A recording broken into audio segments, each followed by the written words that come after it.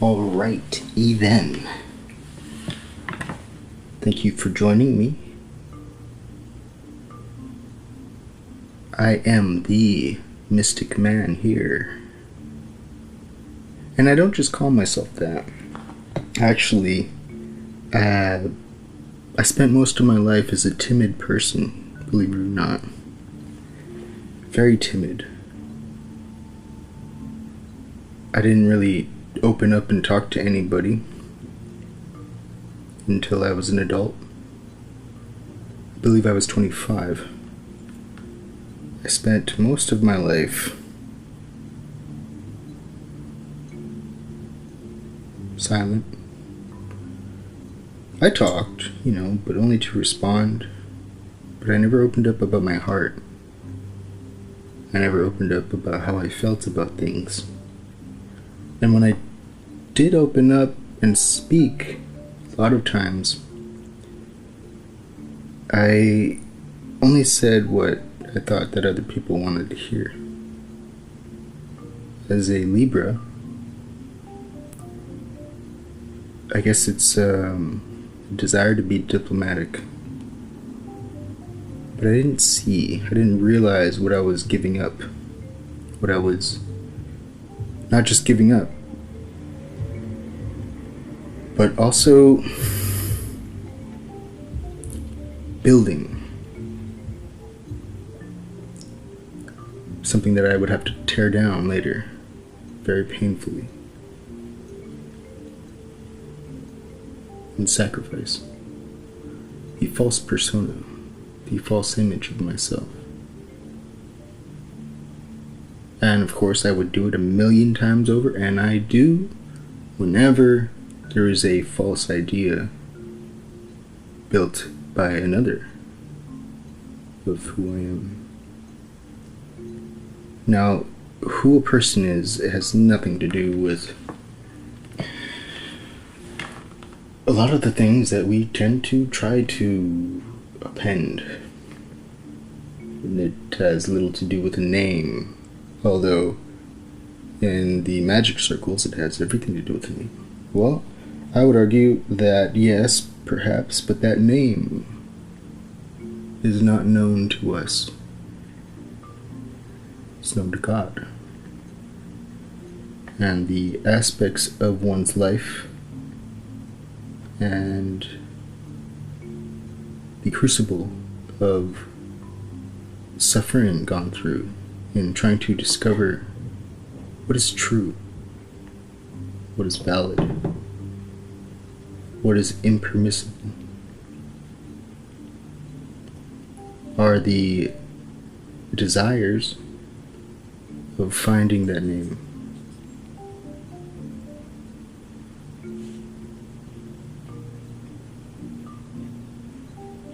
Who am I is the one question that is resolute upon all other questions. Fundamental. And as the topic of this show and episode is the Kansas City Shuffle, it is very important that I go over and explain the fundamentals of self, because that's where it all begins. The identity. And that's where the first split in irony happened. As we look at Genesis, there was this split from self. The split from God is the first self-denial. You're listening to Star Seeds, Angels, Savant Syndrome. Your host, The Mystic Man. Thank you for joining.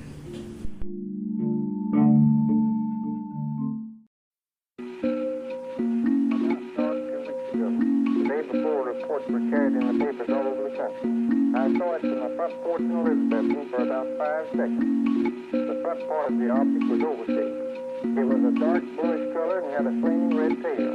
It was moving horizontal to the earth just like an airplane, but it wasn't, for the light was crooked. You say it had a red tail. Could it have been a falling star? No, sir. I've seen a falling star in the light, but never anything like this flying saucer before.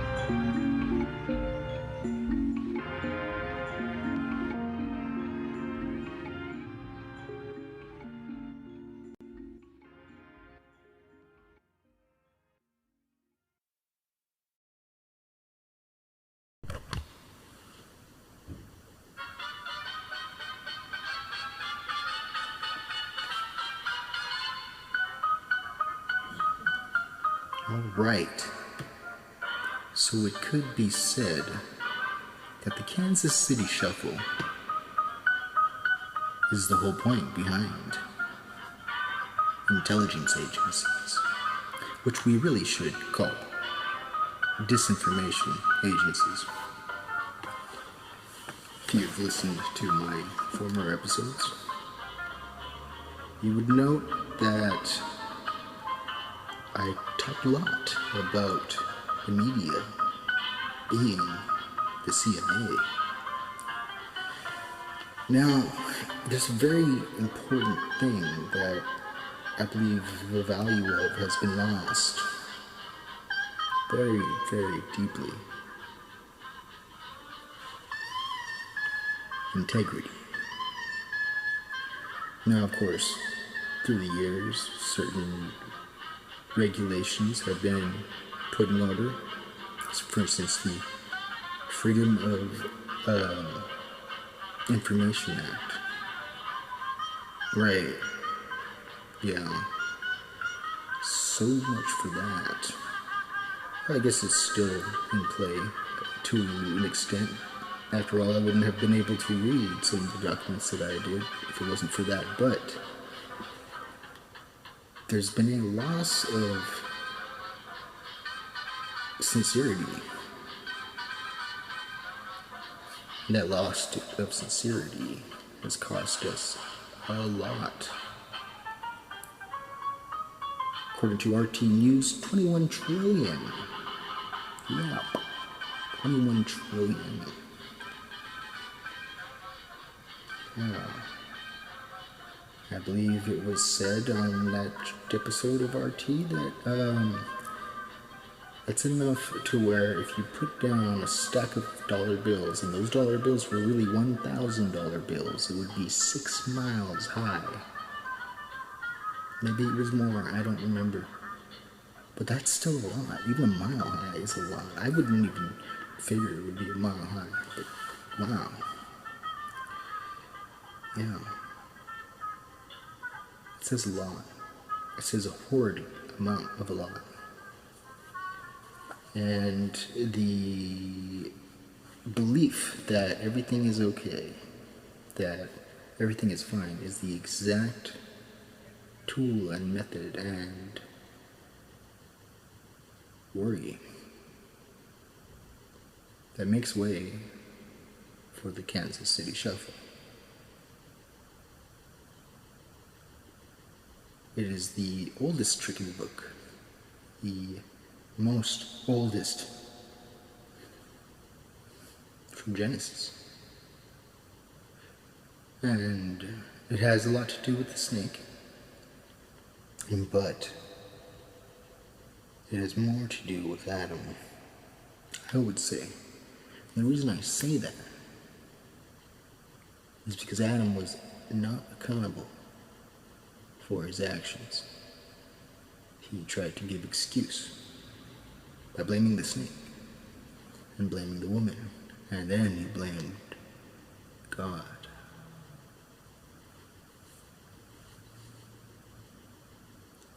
Self-denial. And it is relevant entirely to the manners in which we all fail each other, society, ourselves, and God. Each time that we do. Excuses. We give ourselves excuses. And what is an excuse? An excuse is where you claim a reasoning when you already have contradictory reasonings that you put to the side and put down and hopefully forget about in order to opportunistically claim the one reasoning most comfortable is the only reason with reason. It is a load of bull. Now, why would we desire that? Well, there is a multitude of dimension there, all cascading outwards from that one single denial, first denial. And the historical reference is everywhere. But you might not find the whole truth. In fact, you probably will only find about half. Half is fair, right? Right? So in these motives, in these aspects, if you will, of consciousness, where we are in denial, are also the specific pathways and specific formats in which those who are intelligible of those existence use in order to fool people, in order to trick and append a falsehood to distract, to get what they want. It's completely demonic. It is entirely demonic. And it makes only perfect sense that, of course, the most demonic of religious organizations and cults would desire to be within the intelligence agencies, because they would be able to hide in the dark and use the motives that they're used to. Now, the thing is that, of course, fair is fair, right? So the thing is that not all organization members are wicked like that. In fact, I tend to believe that nobody is inherently wicked. It is a fault, it is a falsehood tricked into us. But the heart is always aiming true. The heart is always aiming true. And that's something we can depend on. It's something psychological, a subconscious nature. And thank God. Because with that, we can see the truth. We can find the truth in every lie. We could see that the truth has always been desiring to be shown, even from the liar. Just as so, we have things such as Freudian slips, or projection, or a criminal returning to the scene of the crime. And we know this in criminal psychology. We know that there is an innate part within every criminal that desires to be caught. Why is that? I think that the fundamentals within that are entirely underlooked. I mean, both, really. However you want to put it. It's not given its value. It's not given its credence. And it should be. It definitely should be. Because in that, we allow the authentic look at ourselves in self-discovery for the foundations and fundamentals of what makes a human being human. It used to be humanity. To me, it still is.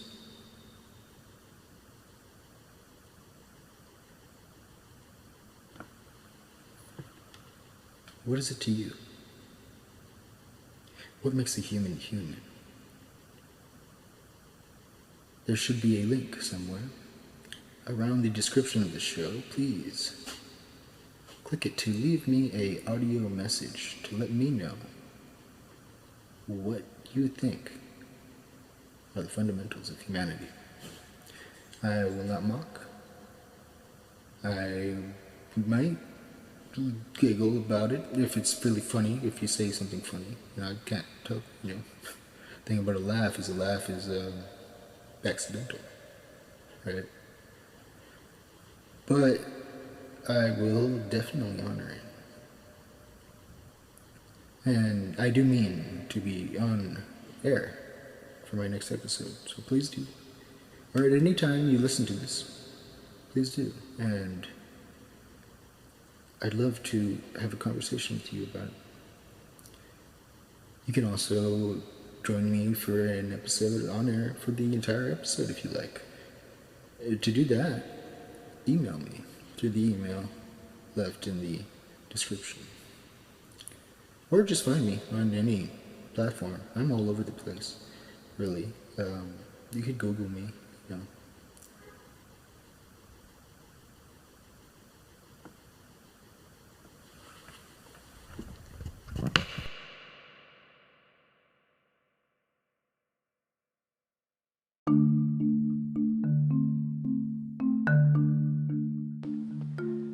Well. What do you know? It seems it turns out that my analytics shows the age range that listened to my show the most has changed. It used to be that most people who listened to my show were between the ages of 23 and 34. Now it moved over to being more 28 and 34. And the most over here on the right, 45 and 59. That means that I'm reaching a more mature audience. Oh, and look at this. Wow. 48% female listeners and 48% male. And somehow 5% non-binary. The math, don't worry about it, I guess. That's just sourced through Spotify. Oh, they're adding the 1%ers. The 1%ers don't count as a gender. I guess. No, I'm just kidding. Anyways, yeah, so females and males are both equally listening. At first, when I first started, it was mostly female, and then it moved over to mostly male. Interesting. And France is getting caught up with. Yeah, I remember France was my number one listener for ever. It still is, of course. And the reason for that is they have a lot of English programs. Hello, my French listeners. I don't know how to speak French. I'm sorry. But thank you for listening. And j'aime vous, I think, right? Well, France is at 45%. US is at 42%. That's been a steady climb. Very impressive, US. Canada's at 1%. It's probably my grandma. Ireland is at 3%. Huh, interesting. Right on. You know, when I first started this show, well, I used to use a different platform. I think I still route my RSS feed through there. In any case, what I discovered after a while, now I didn't do episodes every day. No way. Very rarely I did episodes, maybe once a month. But it still hurt when I discovered my analytics. Nobody had listened to my show. For the first year, I shared it. And, you know. And ironically, I think those were my best episodes. Like, I personally think, like, I love those ones. Like, the way that everything came out was fluid. I didn't have any cool music or nothing like that, or anything really. Just me taking walks and talking. And a lot of the stuff, well, 2 of the episodes actually I ended up using for a documentary that I did a while back, a couple years ago, on emotions, hidden emotions, hidden dynamics of emotions that we don't really seem to respect in our society these days, when we should. We very much should.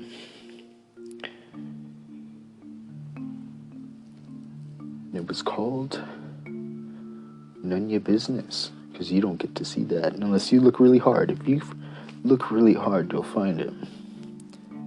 But you'll have to search through my stuff, and I have a web. On the web, I've got a network on the net. And it goes this way and that, and it comes down the center. And when you center yourself, well then, like the spider web, you got a spider on you. No, I'm just kidding. You don't have a spider on you. Don't trip.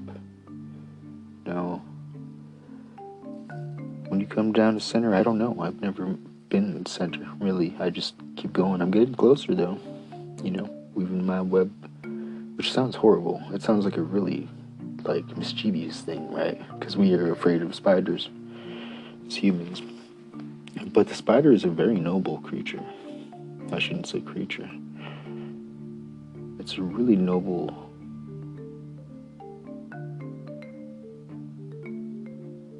god. Yeah, we should call the animals gods.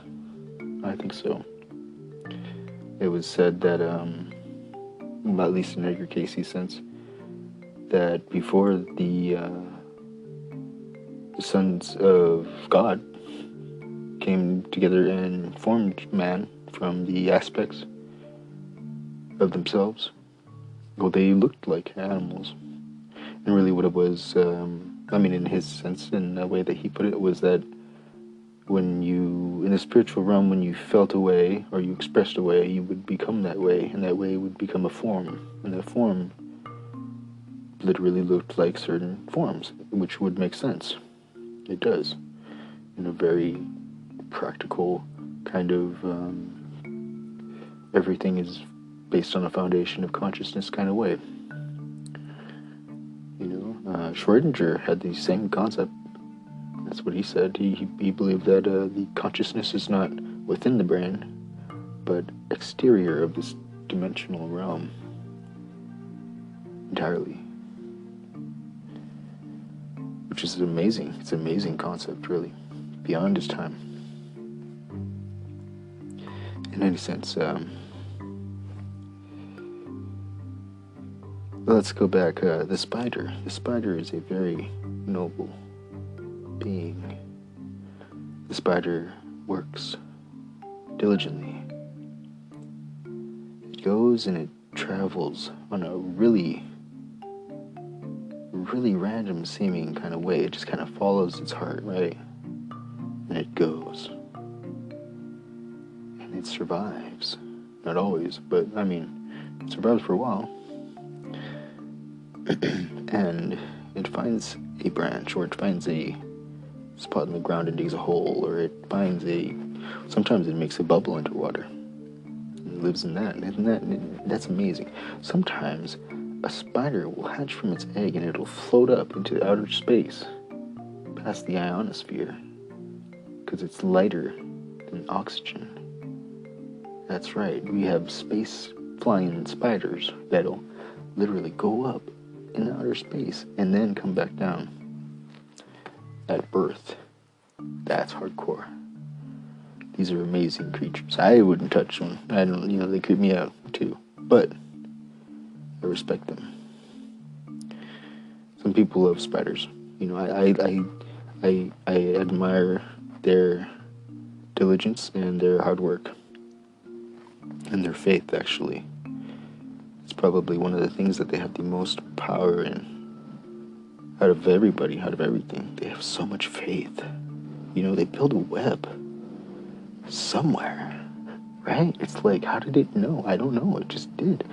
And it built the web, and one of those web strings meant that it had to cross a river freaking half a mile wide somehow and hook onto another branch and then get that web. I don't know why it did it, but it did it, And you know what? It builds its web, and it connects all the linkages. And then when it's done connecting all the linkages, it starts going in a circle. Right? And we use that term to explain going nowhere, but that spider is going somewhere. That spider is finding center. And it goes in a circle until it finds it. And then it sits and waits. It doesn't get impatient. It doesn't cry. It sits and waits. And then something comes along and it smashes the web. It's a bear. Didn't see where he was going. How rude. But the spider doesn't blame. And the spider doesn't cry. The spider gets back up. And it does it all over again. Still hasn't eaten yet. What an amazing, amazing god spider being. And it finds center again. That guy's got to be hungry by now.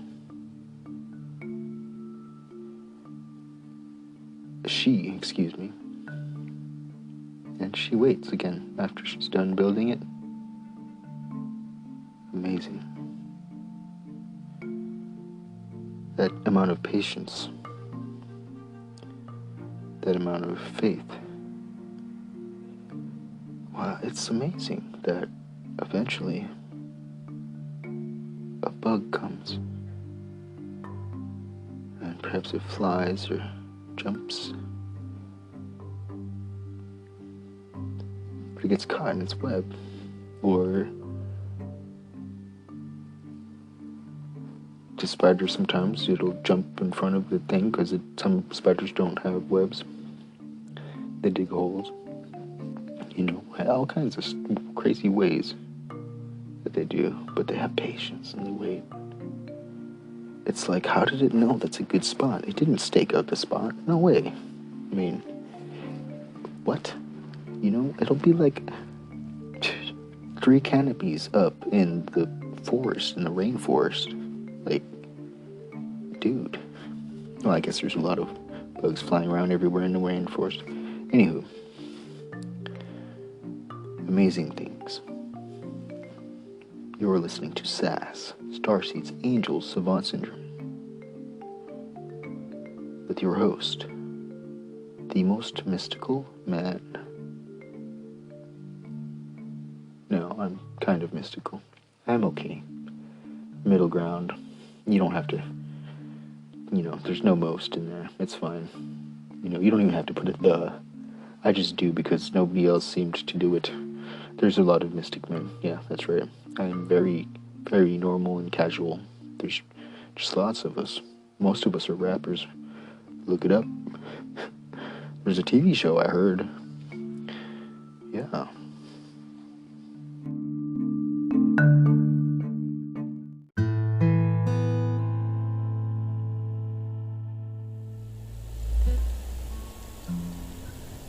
This just in from a lay Dundas. Just in as in 22 hours ago from 9 a.m. on Sunday, November 8th. So, yesterday. Just in yesterday. Well, that's the thing, is that the media is not covering stuff at all. They are covering made-up stuff. But 22 hours ago, and it's only got 45,000 views. Likes. 861,000 views. 91,000 shares. That's not enough. America has 300 million people. This doesn't even have 1 million views. But it should. It should, and it is relevant. Very relevant. And I entirely agree with everything that she says here. If you are an American citizen or not, this is a very historical moment, an educational one. For the sake of our sincerity, authenticity, integrity, when we go about our day and we have our daily debates that are going on these days, right? It's good to keep in hand a nice sense of humility, because sometimes things are more important than we allow ourselves to see. Here she is. Hey guys, human rights attorney Lee Dundas here. I have some late breaking news from you right now. It is 1:30 East Coast time Saturday, the days after the election. I just got off the phone on a conference call with President Trump's campaign and their lawyers. I'd like to go over some of the data that they imparted. The first thing to know is media does not call elections, folks. I repeat, media does not call elections. Elections are done in a standard way that is set forth in our democratic process. And what Donald Trump wants the world to know at this point is this is no longer at this juncture a fight about a president or presidency. This is a fight about the very bedrock of our constitutional republic and the democratic process. You cannot have a free country if you cannot trust the electoral process in that country. If we have widespread voter fraud, we are no different than all of the banana republics across the world, third world countries, communist countries in which I do work. So at this point, Donald Trump isn't fighting for a president or himself. He is fighting literally for the democratic process, for the electoral process and the integrity of it. And here's the thing, if we don't win this and get rid of all of this evil and these electoral inconsistencies and these voter fraud issues, we're never going to be able to have a safe election again in the future. And the Republican Party, or any party, is never going to be able to fairly compete on a level playing field. So this, at this point, is about much more than who's the next president. And he is absolutely in this to win this, guys. Okay, so I want to get you up to speed on a few of the states that we've all been watching like hawks, and obviously the campaign is as well. In Arizona, they have late ballots that are still dropping. They are uniformly breaking in favor of Trump, such that Biden's lead is down to about 20,000 when a few days ago it was 5 times that. They are going to continue to break in that direction, and if so, we should be good to go. If not, when it's within 1%, there's an automatic recount, as I understand it, and or a party can request a recount. Georgia is already going to a recount. The Secretary of State there, Brian Kemp, is a Republican. He is a sane guy. They have lots and lots of overseas and military ballots that are still outstanding, and it is likely going to be weeks, I repeat, weeks, before Georgia can be properly tallied, which means nobody at this point should be calling the race. Also, they have evidence of illegal ballot harvesting in multiple counties in Georgia, and they believe the recount, they know the recount is going to shine a light on this, bring all of the fraud to the surface, to the surface, where the ballots that were not properly cast can be invalidated. And again, once they handle this, then we know how it's going to shake out, and it's going to shake out in Trump's favor. In Nevada, they have 58,000, if I did not misunderstand them, mail-in ballots that still haven't been counted, and 68,000 provisional ballots. There are literally thousands and thousands and thousands of voters who never should have voted in Nevada. Lawsuits have been filed. Clark County DA's office has been notified, as has William Barr in the Department of Justice. All of those investigations are being commenced. And again, once these inconsistencies, anomalies, and straight up election issues that never should have occurred have been handled, we have a close race there, but it's a doable thing. The other thing to know about Nevada is 90 days out, guys. Apparently their legislature or government which rammed through changes that allowed for massive mail-in voter, and their voting lists weren't up to speed. They weren't properly pruned out and weeded through. It resulted in hundreds and hundreds and thousands of ballots going out multiple times, 2, 3, 4 times over to people at different addresses, and we all know where that ends up. Again, these are things that need to be cleaned up in future years. Pennsylvania, they have 80,000 mail-in votes and 105,000 provisional ballots still outstanding. Biden thinks these are going to break in his favor. The Trump campaign has reason to believe otherwise, particularly with the provisional ballots. As we all know, the Trump campaign was barred They were actually prevented from having observers in the process, even after the courts ordered Pennsylvania to stand the hell down and let us observe. If you don't have transparency in a voting process, you don't have democracy in function, or in fact, you don't have a constitutional republic. All of this stuff is now coming to light. They also, like Georgia, have thousands of overseas and military ballots, if I didn't already mention it. And as we are learning, and the Trump campaign is well ahead of us on this, they had statistically impossible voter turnout, which has already been referred for investigation. And they have multiple cases of counties curing deficiencies in ballots. And we all know what that means. Putting addresses on them and signatures on them when they didn't arrive with them, and doing things that should never be allowed in any sort of honest election. Again, these are the types of things that are coming to light and are being handled by the Trump campaign. Wisconsin, there were tons of irregularities on election day. The recount is starting next week. I just want to conclude with this, guys. There's a recent study that came out, literally I saw it this morning. Mathematicians, statisticians, and economists are concluding, not opining. These are subject matter experts who have conclusively now weighed in and said that the Biden math is not just statistically improbable, it is statistically impossible. And I'm going to give you a couple of key quotes from this. The voter turnout in Wisconsin apparently annihilated the historical record of 66% by almost 30 percentage points. The odds of this occurring are 0.00000. That's 5 zeros after the decimal point, guys. 0.0000189%, or 1 in 52 million. Statistical analysts have noted that this 5-point deviation was not only a statistical improbability, but a virtual statistical impossibility. I am reading direct quotes from this article, which will be in the comments. Biden also pretty clearly fails an accepted test for catching election fraud that is used by the State Department and forensic accountants.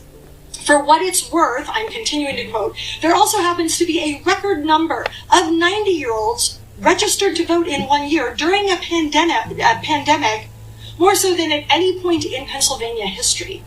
Nothing suspicious there, right, guys? Final quote, and here is a list of over 14,000 dead people. I repeat, here's a list of over 14,000 dead people who either voted in Wayne County, Detroit, or were registered to vote.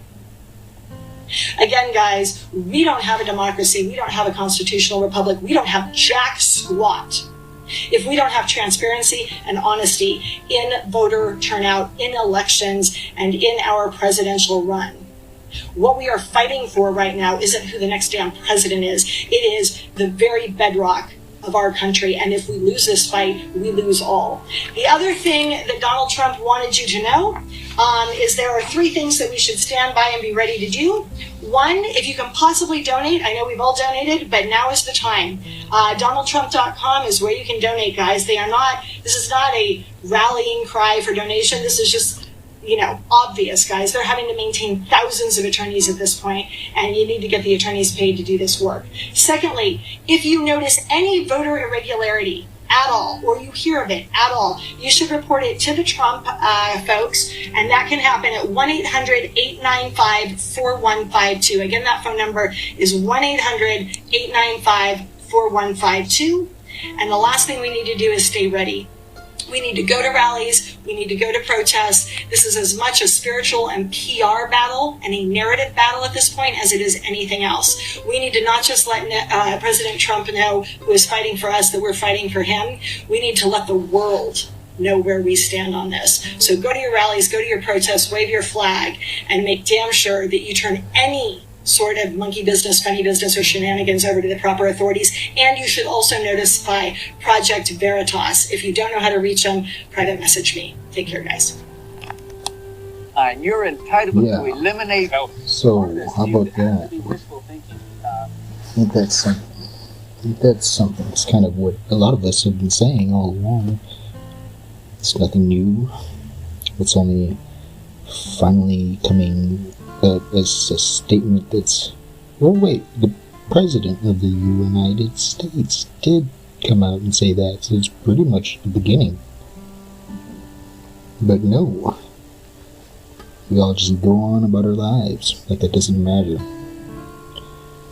Oh, and then he goes and gives a speech at the United Nations talking about globalists and their aim to take over the governments of the world, explaining that they have already called for it and explaining his hopes that other countries would also deny. Because any globalist people of wealth that are self-appointing themselves with no electoral process, that's fascism. And let me tell you why it's important. Now you might think that, oh, we're very far away from World War II and the horrendous acts of World War II. No, we are not. That was not that long ago. At all.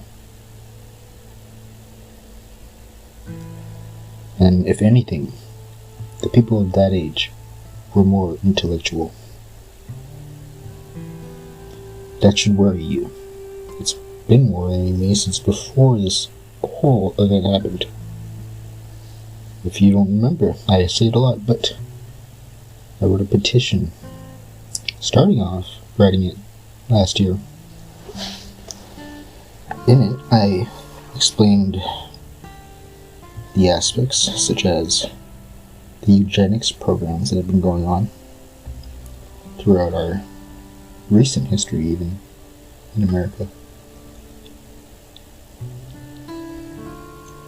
I talked about the really horrible racist things that have been recorded, published,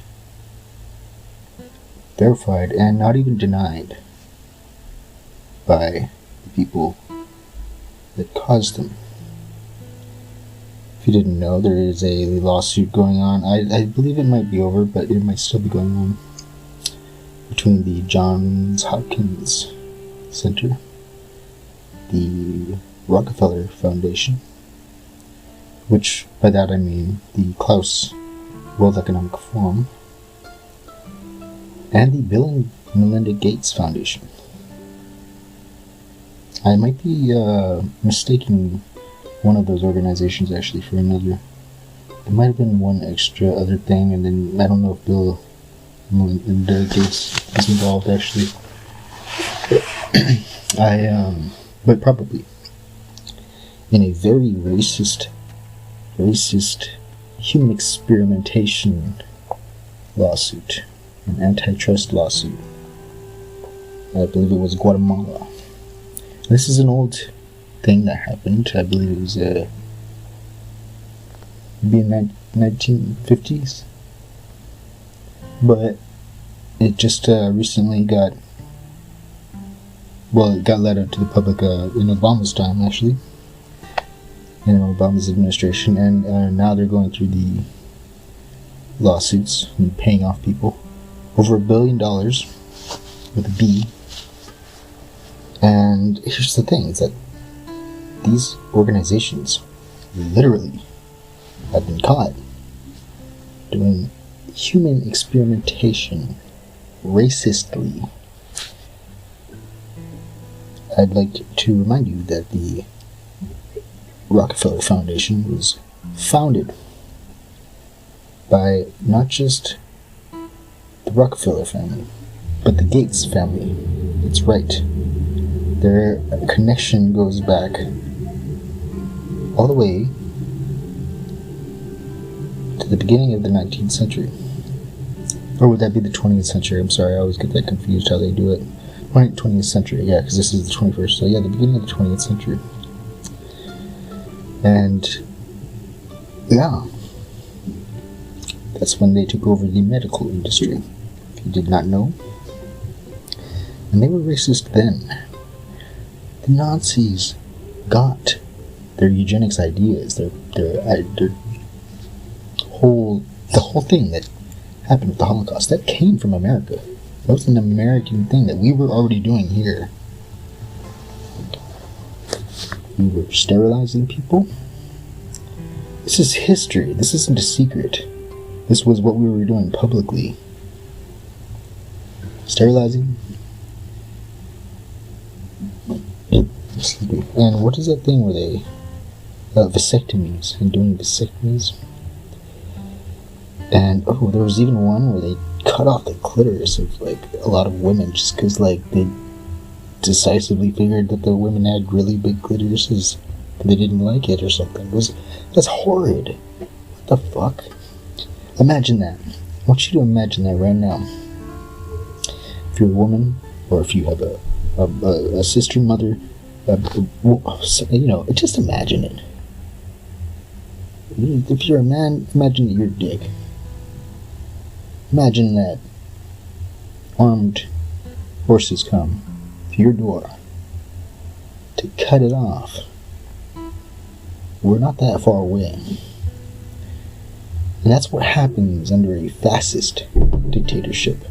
That's what happens under a communist rule. In China right now, hundreds of thousands of Falun Gong get their organs. Any Chinese citizen is subject to have their organs taken while they're alive. Just fucking show up and boom. And I didn't know that until this year, and I feel ashamed that I didn't know that.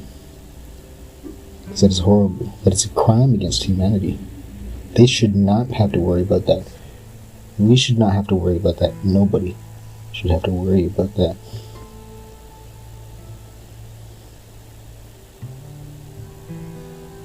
If we're going to claim any ounce of humanity in us, of us, and deserved towards us, then we have to act like we deserve it. By being that. And standing up for humanity. There is a saying that the Q movement brought along, and I don't mind if you dislike them or like them or what. For me, I just liked the quote, the saying. I believed in that. Where we go one, we go all.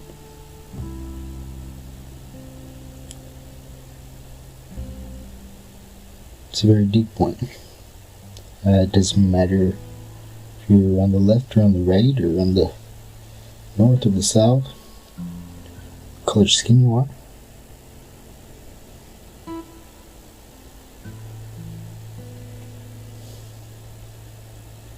It says a lot. It says a lot to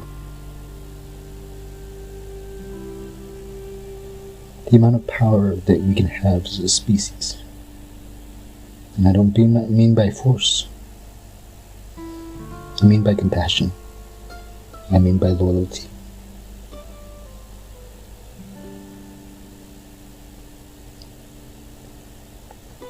And sometimes force.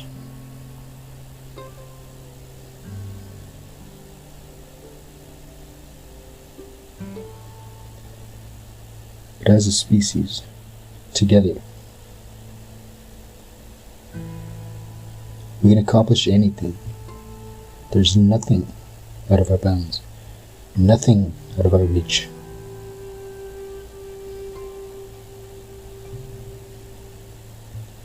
But it has to be together.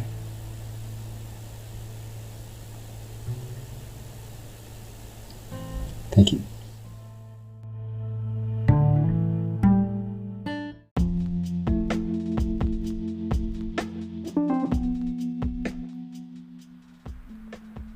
What a crazy year. I know I've said that enough. But, yeah, it's also been a kind of good year. You know, there's been good things. If you've invested in Bitcoin, like, everybody's been trying to tell everybody. Well, the people who know what's up are trying to tell everybody. And I've tried to tell a lot of people. I've just been making money, just like chilling, really. You know, I mean, I make money from my podcast and I make money from my articles, but yeah, not like it's Bitcoin. I don't know, it's like I have the intuition with it or something. Like, I know when to sell and when to buy, and I always have, really. I remember when I first got into stocks, I immediately just chose the right one, and it was in the pennies and penny stocks, and at the day that I chose, the exact day that I chose, it shot up a good amount too. I think like 200% or something. I don't know, something crazy.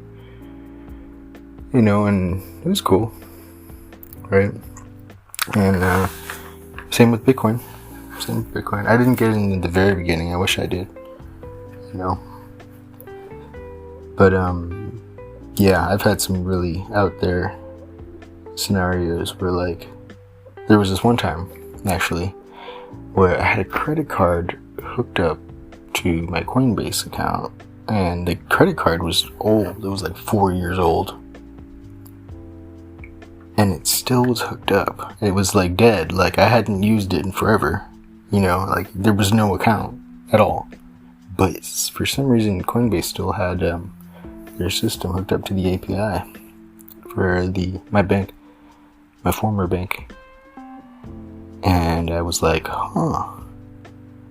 do I still have an account? I don't know, maybe. Does it work? And then there was the option maybe to like choose to put in 20 grand. And I was like dead broke, you know, I had no money at the time, and I was like, I mean, what am I gonna lose, right? You know, I'm already in debt.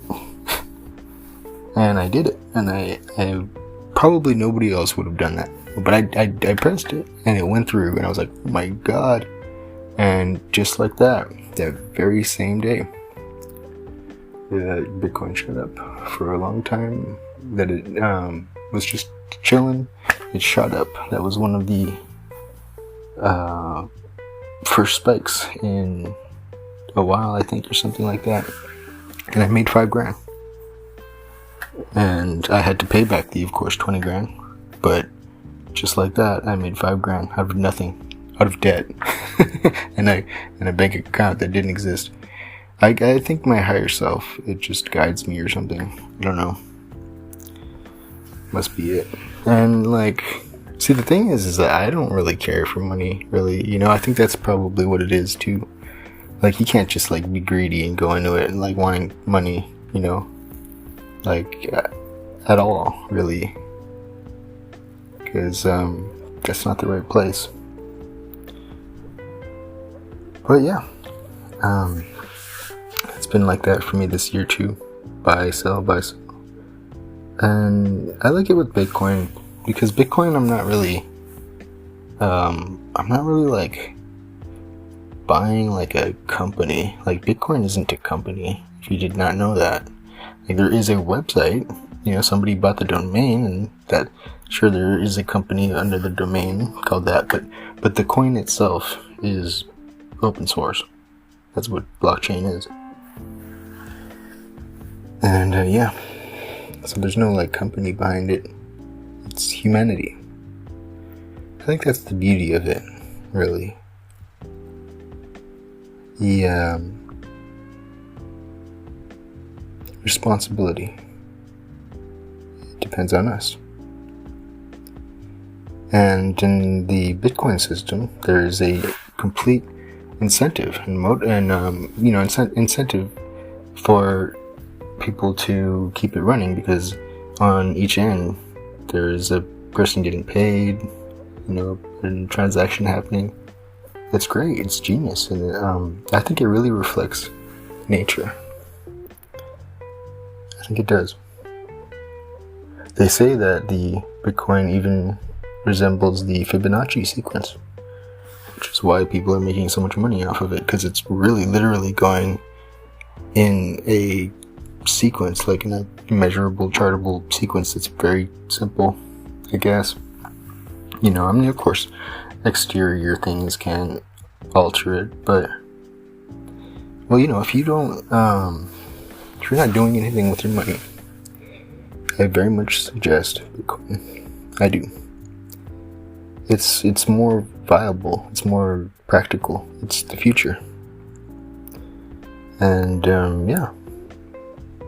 It's probably something somewhat important, too, because all the inflation going on with the dollar bill, you know, they're printing out like trillions or something like that, like every day. It's not good. It's not good. Like, I mean, I'm not too sure about it, but I'm pretty sure, you know, like, that's how companies that, I mean, not companies, but countries that, like, are broke, you know, those countries that are, like, using thousands of their dollar whatevers in order to buy bread. It's, like, weird, right? You know? Imagine that. Like, why even do that at that point? Why not just, like, have another dollar bill or something that represents, like, 1,000 of those or something like that, right? You know, I don't know. Print some more out. Just make it make sense. You shouldn't have to carry a barrel of dollar bills just to buy some bread. Anyways. Yeah, that's happening to us in America. And we asked for it. And it's gonna happen, like, pretty soon, probably. You know, we've been looking at it for a while. I think that the most reliable thing for us right now is Bitcoin. If you don't understand the technicalities of it, it's not that hard. It's really not that hard. You don't have to know the code to understand the factors and the practicality of it. Basically, it's like this. It's like, imagine you and I make a deal, right? I'm gonna buy your car. So I give you the money, you give me the keys, and we shake hands. And everybody in the world watches that transaction and records it. Just like they watch and record every single other transaction. And we do the same. That's how it works, basically. It's that every single node has the entire record of every transaction. And since that happens like that, and since every time that a transaction happens, all of the nodes look and verify and check every, you know, all of the info again, it's like, it's really hard to beat that. As far as I know, as last I heard, the core technology behind it still has yet to be breached, because you would have to hack at least 51% of all of the nodes that are on the blockchain globally at the same time and make them do the same thing, which is possible. It is possible. There is a technology of a virus that can do that. If you did not know, the world was saved some couple years ago, not even that long ago, by a kid that actually looks kind of like me. It's really weird, and he's got a story that's a lot like mine too. A lot like mine. I'd love to meet him, but he was a hacker kid, and I don't hack. I don't know that stuff. I build, but he, amazingly, he saved the world from some sort of virus that it was taking over everything. It was taking over hospitals. People were dying because the thing was taking over people's computers for their, like, life support shit, and it was like demanding that they, you know, pay up whatever. And he saw that, and he started to try to, you know, just basically find a way to stop it, and he did. He found a way to stop it, and he was a hero. He is a hero. Actually, his story is amazing. I wish I could remember his name, but yeah. It's amazing that we live in this day and age, you know? It's crazy times. The stories that you don't even know are going on around you. Like amazing, really amazing stuff. And everything matters, of course. Even if you're not doing amazing things, your life still matters. And I think that it's the whole point of self-awareness. I believe it was Buddha that said, if you knew yourself, your true self, then you would never hurt another. I believe that's accurate. I believe that's very, very accurate. It makes perfect sense. And such as so, when we look at things of denial, when we look at things as manipulation, trickery, the things of the snake, the things like Kansas City Shuffle, which are cool in movies, and a hip thing, it's jazzy because it's hardcore in the comics. In real life, it's a grimy, dirty world that's full of unnecessary inefficiencies and people suffering needlessly, people dying needlessly, generally for somebody else that they don't even know, to benefit greedily. And people say things like, well, that's the world we live in. And I say that is the world that you are, that's the world that you're regurgitating after you eat it up. Like, no, that's not the world that we live in. Because you know what? The saying of it, the saying that it is the choice. Duh. If you have a problem with the way that it is, then stop regurgitating it like that. That's what I say. You know, I used to say really bad stuff that I had to learn not to say. Like, I remember I used to say, like, oh, humans are dumb. And it's like, no, don't say that. Don't say that. Because then it gives everybody who reads it, thinks it, and hears it, an excuse. And, you know, people subconsciously hear. And then what happens? They believe. Especially if they trust you. That's the worst part about it. We trust people who hurt us. And the things that they say become our own inner voices. Because we love them.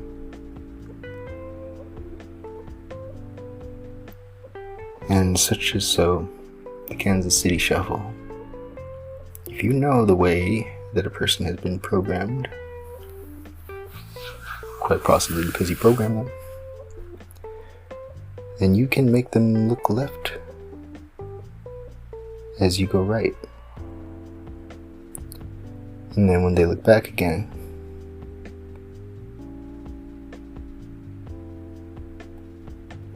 you might not be there. And now if you take that and you apply it to 2020, well, what do you think the Floyd murder was? I saw it coming a week before, and I keep saying, I'm going to keep on saying, a week before the Floyd murder, I was telling everybody, no, okay, I wasn't telling you, I was telling my friends, I said, you know what, the most powerful thing that we could do right now is to strengthen the bond between us and our police forces. I said that, and guess what? They freaking did a false flag operation. It's so obviously a false flag. If you look and you watch Justin Timberlake's music video 2 years ago, Justin Timberlake's music video called Supplies, and you watch the beginning scene on the TVs, he's got the Floyd murder up in there. He even got people riding in another TV set. In the beginning part, the very beginning part, on another TV set, people riding, holding up signs saying we can't breathe. And I know that's been something from before, but it's very specifically funny that, you know, in the picture of the Floyd murder in Justin Timberlake's music video, you have a cop holding down a black man on the street with his right arm, holding him down by the neck. And yeah, you know, and I get that, like,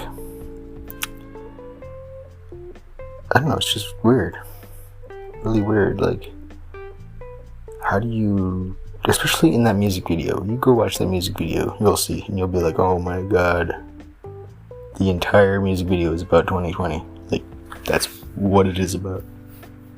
It's about 2020. Like, look at it. They even got, oh my god, I don't even want to ruin it for you. Go watch it. And yeah, God bless. Uomao ke'ea o kaina hikapono. O humanity.